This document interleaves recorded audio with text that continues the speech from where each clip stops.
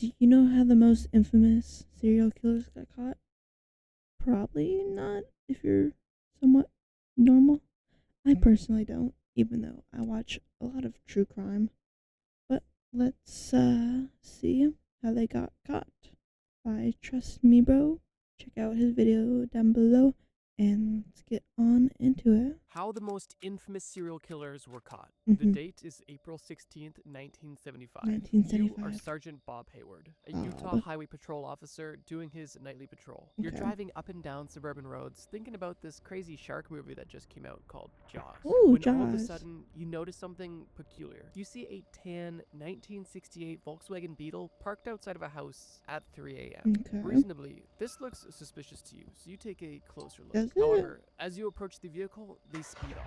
You pursue this vehicle, and fortunately, you're able to pull it over. This person was obviously up to no good, and you don't know what you're walking up to. You exit your cruiser and walk towards the vehicle with your gun drawn. Deep down, you're terrified, and you just hope that the other person is more terrified. America. You command the driver to get out of the Beetle, and they comply. They apologize and say that they were just up late watching a movie in the drive-in theater. However, the movie the suspect claimed they had seen at the drive-in wasn't playing at the drive-in, and you knew that, which made you suspicious enough to check How do you know that? a decision that likely has a significant impact on the course of history. During the search of your vehicle, you find a lot of things, and it seems that they only get more and more grim. You find gloves, pantyhose, ripped sheets, rope, a flashlight, a ski mask, an ice pick, trash bags, and handcuffs. Things that normal people don't keep in their vehicle. Although possessing these items and keeping them in your car is suspicious, it's not a crime. However, fortunately, you were able to still bring this suspect in for evading an officer. You collect information about your suspect and you realize that his name is Ted Bundy, a name that you will soon never forget. Ted wasn't in jail long as he was freed on bond, but your findings in his vehicle were enough to get you talking, specifically to your fellow officers. You speak to detectives at your station about this encounter, and they too find the description of this Volkswagen Beetle and the name Bundy oddly familiar. It's at this point when the detectives in Utah contact investigators in Washington, where they learn that this weird Bundy guy was on their very short list of murder suspects in a series of murders. Coincidentally, however, the murders that took place in Washington stopped as soon as Bundy left and relocated from Washington to Utah. And coincidentally as well, disappearances then started to begin in Utah. If alarm bells weren't already ringing, they were now off the chain. If you're watching this video, I'm assuming it's no spoiler that Ted Bundy is one of the most notorious serial killers of all time. His unbelievably depraved actions are the reason we still talk about him to this day, as a cautionary tale. Let me quickly summarize his methods. Ted Bundy was a wolf in sheep's clothing, always hidden in plain sight. Although he was an active serial killer, he was working within the justice system and was even present on his own crime scenes. Not only that, but he had an unassuming character. He was considered handsome, looked and acted normal, and was considered charming by some. And he more so fit the description of a model citizen than a serial killer, which is one of the biggest reasons why he was able to go on for so long without being caught. It's actually quite upsetting to know how many pretty obvious clues were ignored by the police simply because they just didn't assume Ted was the type of guy to do that, which is obviously why you should never judge a book by its cover. Ted Bundy was a very methodical killer. With a system that he had down to a science, Ted preyed on primarily young white women. He would typically lurk around colleges and universities where he could easily find his next victim. But he usually wasn't hiding in the shadows. He was directly in your face and would approach women, typically in an arm sling or crutches to appear helpless and to gain sympathy points from the woman, and he would ask random women if they would be able to help him either put books in his car or something along those lines. Basically, any lie to get the women to believe that they're helping a helpless, kind gentleman do something in or around his car. And if these kind women did make it to his vehicle, chances were it was basically done for them. At this point, Ted would bludgeon these women, typically to the point of unconsciousness or even death, and then do a multitude of things, typically engaging in on top of mutilating the body in ways that I can't even begin to explain, such as cutting off the victim's head and keeping it as a trophy, and taking pictures with his victims as a sort of twisted, happy memory. And then once he felt he was done, he would dump the body somewhere, typically in multiple pieces. But even then, in some instances, he wasn't done, as there is cases where he would go back to visit these bodies he had dumped multiple times. Ted Bundy was extremely twisted, but fortunately, this video is focused on justice. And in this case, justice was served, albeit much later than it should have been. The string of murders committed by Ted Bundy had been going on for years at this point. But on November 8th, 1974, 1 year before his run-in with the police at the beginning of this segment, Bundy kidnapped a woman that would soon become his downfall. He picked up this 18-year-old woman from the Fashion Place Mall outside of Salt Lake City, Utah. And of course, he had devious intentions. But unlike many before her, she was able to escape, saving her life. Over 1 year later, on October 2nd in 1975, only 2 months after the run-in with the police, this same woman picked Bundy out of a lineup in the police station, confirming that this man was the man who kidnapped her 1 year prior. And this one positive ID in this one police lineup was able to bring this entire thing to justice. As 1 year later, on March 1st, 1976, Bundy was found guilty for kidnapping and sentenced up to 15 years. Obviously, Bundy did much worse than kidnapping, but this was a start. And for him, he saw this as the beginning of the end. But if you think this is the conclusion of how Ted Bundy got caught, you're definitely mistaken, because this is only the first of many times this man was caught. In 1977, another year later, Bundy was extradited to Colorado for the murder of one of his victims, which was progress in terms of justice. But during this time, he escaped from a second-story window when he was left alone for only a few moments. He spent 6 days living in the wild outside of the prison in Aspen and was then found and taken back into custody. However, only a few months later, he escaped from his jail cell in Glenwood Springs, Colorado. And things took a dark turn once again. Bundy wasn't living in the woods for 6 days. He was on the run for months, and during this time, he would attack 5 people and kill 3 of them. And by people, I mean young, innocent women.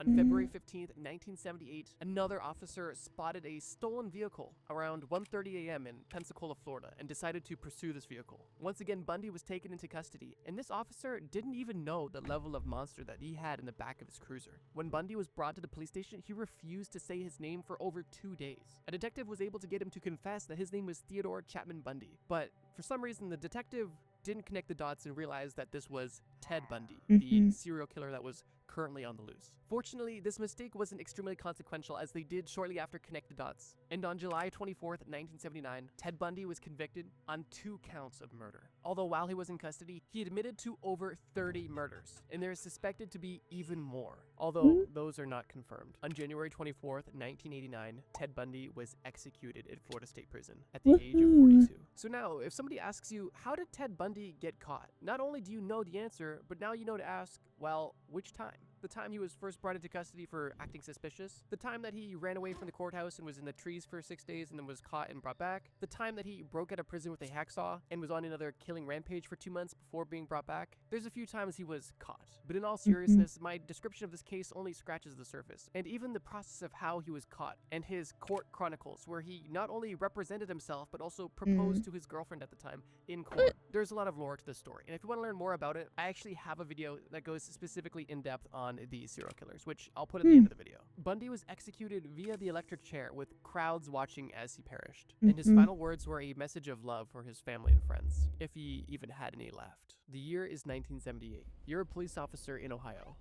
It's Friday night and you just started your shift. Due to a new safe driving initiative, you're tasked with field sobriety tests, and so far your night is uneventful. A car drives up to your cruiser and stops. You look inside the vehicle and it's a young man, an awkward looking one at that. He and the car both seem normal, but you get an odd vibe. You ask him if he'd been drinking and awkwardly he says no. He doesn't seem drunk, just strange. And to alleviate your discomfort, you let him go. Little did you know, the person that you just spoke with wasn't any ordinary teenager. You just stopped one of the most infamous serial killers of all time. Not only that, he had the body of his first victim in the car with him. You had just let go Jeffrey Dahmer. If this police officer had potentially acted more so on his strange feeling and looked around more, potentially one of the most infamous and disgusting serial killers would have been caught a lot sooner. But unfortunately, this early encounter was uneventful and marked the beginning of his disgusting killing spree. Jeffrey Dahmer, similar to Ted Bundy, was a rather unassuming serial killer who was social, active in the community, likable, and for those reasons, able to operate almost directly under the nose of the police for way longer than he ever should have been able to. Jeffrey Dahmer wasn't a particularly brilliant serial killer who crossed all of his T's and dotted all of his I's. If you're familiar with how he committed his murders and what he did after the fact, there was a lot of opportunities for evidence to be found and dots to be connected, and unfortunately the police took way too long to connect those dots. Jeffrey Dahmer's father was an analytical chemist, which may seem unassuming but led to a morbid curiosity that ended up consuming Jeffrey Dahmer's life. Jeffrey's father taught him how to preserve animal bones with bleach, and they would even look around their property together to find dead animals to dissect and preserve and bleach the skin and connective tissue of these dead animals. Jeffrey's father thought he was sharing insight into his career with potentially interesting information, but to Jeffrey, this information was highly interesting, and unfortunately, it was taken in a completely wrong direction, which we'll get into. On top of this weird dissection and scientific process, if you want to call it that, Jeff showed signs of trauma in his younger years, specifically torturing animals and being rather quiet and reserved. His father even admitted that there were signs that he didn't notice at the time, which is questionable. After graduating high school, Dahmer attended a party, something he did relatively often as he tried his best to be social and was at this point already experiencing a rather nasty alcohol addiction. On the way home after this party, Jeffrey picked up a hitchhiker named Stephen Hicks, another 18-year-old man. They both went back to Dahmer's place to hang out and drink, and while Stephen didn't have any sort of romantic intentions, Jeffrey did. And when Jeffrey got the clue that things likely weren't going to happen, he took matters into his own hands in the worst way possible. Dahmer grabbed a dumbbell and hit this man over the head, knocking him unconscious. He then strangled the man and then assaulted his body for his own personal satisfaction. And then at that point, used what he had been practicing on animals on a person for the first time. And unfortunately, this was not the only time either. After mutilating and dismembering the body, Dahmer packed it into his car where he was driving to dispose of it. And it was on this drive where Dahmer met the police officer. If only this police officer chose to do a search, we would be living in a much different timeline. But unfortunately, that was not the case. And although Dahmer was caught, he was not caught then.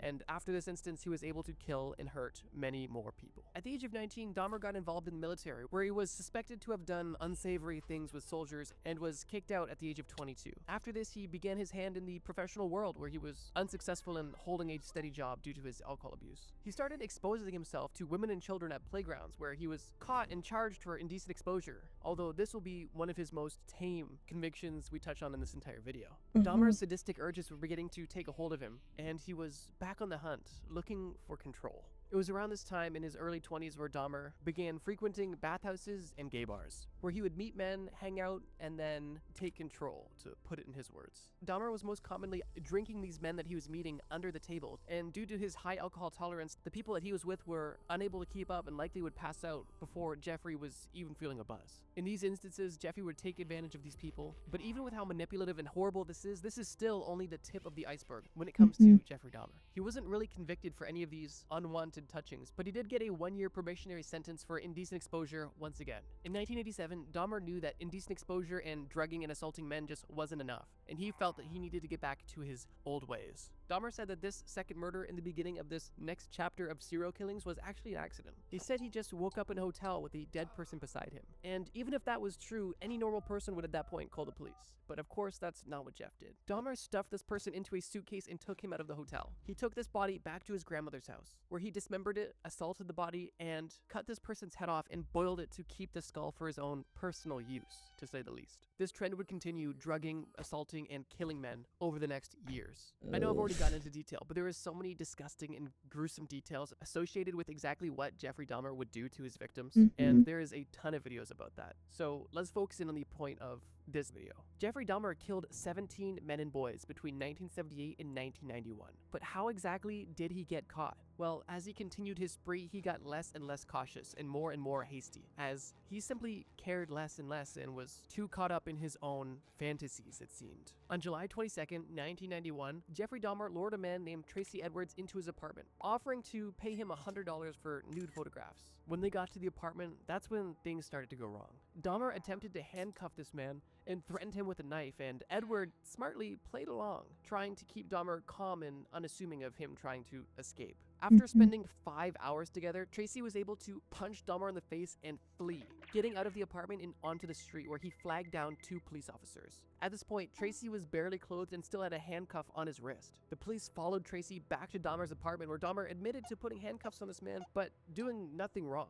However, the police weren't satisfied with that answer and searched the apartment, which is when one of the officers discovered Polaroid photographs of dismembered bodies. And after seeing this evidence, the police handcuffed Dahmer after a bit of a power struggle. A search that took place later on uncovered a collection of human remains and other vile things that I won't even get into. Dahmer confessed to all of the murders and waived his right to a lawyer during his interrogations. And over a 2-week span, detectives were able to get Dahmer to admit to his crimes and detail them specifically. And in detail, he outlined 17 murders of men and boys between 1978 and 1991. The following year, on January 13th, 1992, Dahmer pled guilty but insane to 15 counts of murder. Dahmer wasn't sentenced to death in the court system, but he was by another inmate. And during his time serving 15 consecutive life sentences, he was beaten to death with a blunt object by another inmate. Some people thought this was a poetic ending to his reign of terrors, while others didn't think that this was quite justice. No matter how you feel about this situation, the Jeffrey Dahmer story is extremely upsetting and honestly disgusting, and if you haven't seen it yet, there's an entire Netflix documentary about it. But to answer your question, how was Jeffrey Dahmer caught? One of his victims was finally able to escape and expose his human deli to the police and eventually the world.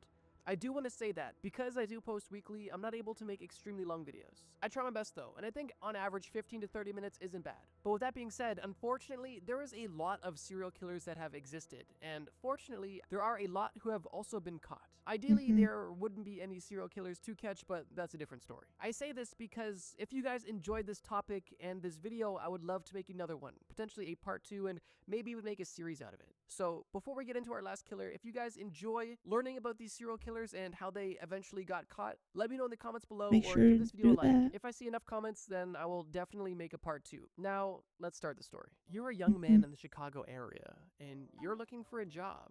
You just graduated high school and you don't want to go to college, you want to get into the trades. It's a growing opportunity that doesn't require an education, and that interests you. Your uncle's friend is a local business owner and politician, and he says that this man could help get you a job. He introduces you to this man and you guys set plans to discuss a potential employment opportunity. This man invites you over to dinner, which you're rather comfortable with because you've seen this man before and you've even been to a few of his events. He's been known to have block parties and he even likes to dress up at times as a clown of all things. During your time with this man, you guys discussed employment opportunities, pay, expectations, previous experience, and all of the regular things you may expect you would discuss during a job interview. The interview comes to a close and you feel optimistic, hoping that you're gonna get a job soon and potentially start a lifelong career, when the man you've been sitting across the table with asks you if you want to see a cool trick. You don't want to be rude, so you go with it, and he invites you into his basement. In the basement, he shows you handcuffs, and you're interested and kind of confused. Where did you get these? Are these real? How do they work? He doesn't really explain, but he says, put them on, I'm gonna show you something. So once again, almost hesitantly, you go with it. You allow him to handcuff you, and then he shows you that he has the keys, but not in a reassuring way, almost in a taunting sort of way. At this point, the vibe shifts immediately, and the professional man that you were just talking to upstairs is now a creepy and demented seeming individual who, at the drop of a hat, switched. The man who you thought would become your boss is now picking up a hammer, and he is now becoming the last thing you would ever see. That man was John Wayne Gacy. We're really 3 for 3 in this video because John Wayne Gacy, like Jeffrey Dahmer and like Ted Bundy, was a very unassuming person who also committed most of his crimes in the 70s, which is an interesting overlap as well. I wonder if there was something in the water, but who knows? John Wayne there's a Gacy lack of lived in the northern cameras for suburbs of one. Chicago and owned a successful construction company and was a seemingly loyal father and husband to his second wife and 2 stepdaughters. He even attended church and was active in the Polish community. Gacy was also involved in the Democratic Party and through that had some interesting connections. Connections that I'm assuming now wish they had nothing to do with Gacy. Gacy was known, like I mentioned in the story, for throwing block parties, inviting the police, neighbors, and anybody in the community who wanted to celebrate, enjoy food, and even see a clown perform some tricks. That clown being Pogo the Clown, which was Gacy's alter ego. But even in this condition, in the northern suburbs of Chicago, living a seemingly nice life, before anything was ever found out, before he was ever caught for his 32 murders, he already had a dark and shadowy past. Gacy was previously arrested for assaulting 2 young men in Iowa. And if that's not crazy enough, this was also the exact same time when his first wife was giving birth to his child. Literally insane. For these crimes in Iowa, Gacy was caught and served time in prison. He was sentenced to 10 years but only got 18 months and was released on parole. So technically that was the first time Gacy was caught, but that's not the only time he was caught, so let's keep going. It was after this release from prison when Gacy divorced his first wife and moved to Chicago, where now we're up to speed. From the outside, it seemed that Gacy was living a great and rather successful life, but that couldn't be further from the truth. His marriage was falling apart after telling his wife that he was bisexual and wanting to get men involved in their relations, and their divorce left Gacy a lot of free time to indulge in his fantasies. On December 7th, 1976, a young man named Robert, who was working at a pharmacy, stayed after work to talk to a man who said that he could have a construction job available for him. Sound familiar? Gacy offered to pay him double what he was making. An interesting proposal to anybody. This young pharmacist obviously was never seen again. And worst of all, while Robert was meeting with Gacy, his mom was outside waiting for him to finish work and to drive him home, as she was his ride and she was gonna take him home so they could spend time together, as it was his mom's birthday. Once again, horrible timing. Fortunately, in this situation, the police weren't completely oblivious, and almost immediately after this case was brought to the police were already suspecting something was up with Gacy, specifically because they knew about his past, and one of the detectives on this case even called Gacy directly. Although, to be fair, one of Gacy's own employees went missing, and when people begged the police to investigate Gacy then, which was only a year prior, those requests were ignored. If you really want to be mad, in 1977, a young man went to the police station and reported that Gacy had kidnapped him and threatened him with a gun. And when questioned, Gacy admitted to the entire situation, but said that it was consensual and that this man was lying. And the police sided with Gacy in this situation, and he was let off. I know, crazy. I didn't mean for this video to be a compilation of horrible police work, but that's definitely becoming a common theme. Back to the Rob situation. That's usually After the the investigation continued, the police were able to get a search warrant for Gacy after he was late for the interview that they requested of him. Gacy reluctantly gave his keys to the police, and he was held at the station while they searched his home. The police found a receipt for a roll of film that Rob had owned, proving that Rob had been in Gacy's house. And they also found a ring that another lost boy was missing. Although they weren't able to charge him with anything with these facts, they were able to put him under surveillance, but they did have to let him go at this point in time. Strangely, while under surveillance, Gacy invited the two police officers watching him into his house and offered them coffee. These officers noticed a horrible smell inside the house, a smell that a police officer would definitely recognize. The smell of death. But still, this wasn't the end quite yet. Days later, while still obviously under surveillance, Gacy was caught selling weed to a gas station employee, where he was arrested and once again interrogated, where detectives had more ammo to interrogate him with, and they threatened to literally rip up his floorboards if he did not tell the truth, which they obviously meant hypothetically, but physically they did end up doing that and finding exactly what they were looking for. While in jail, he did admit to killing one person, but claimed it was only self-defense. Gacy led police to the place in his basement where he hid one body, and upon further investigation, the police found a trapdoor where they found at least 3 other bodies. When this information was shared with Gacy, and Gacy knew the jig was up, he went on a multi-hour-long rant, speaking in the third person like a lunatic, admitting to everything, and claimed that he had killed at least 32 young men and boys, and that 27 of them were buried on his property. In April of 1979, a grand jury indicted Gacy on a total of 33 murders, which at that point in history was the largest number of murders associated with one person. While in custody, Gacy admitted to more and more gruesome details about his murders, and the police were able to validate all of these stories by finding evidence within his home. On February 6th, 1980,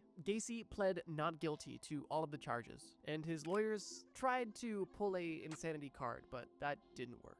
Gacy was of course found guilty and sentenced to death. After 15 years on death row, Gacy was killed by lethal injection on May 10th, 1994. But there you have it. 3 of the most infamous serial killers and how they got caught. The similarities between these people are rather glaring, and I think it's important to note that when we talk about such depraved individuals, that these are real people that hurt real people, that have real families, and there are real victims in this situation. If you guys feel like you've gotten your true crime fix, then allow me to recommend the video I made that's a bit different. It's shorter and it's one complete story, and it's a video about what it would be like to be a medieval plague doctor. And I just watched that one recently. So if you want to see my reaction to that, check out that video on my channel and check out his video too. And let me know what you thought down below. And until next time, bye bye.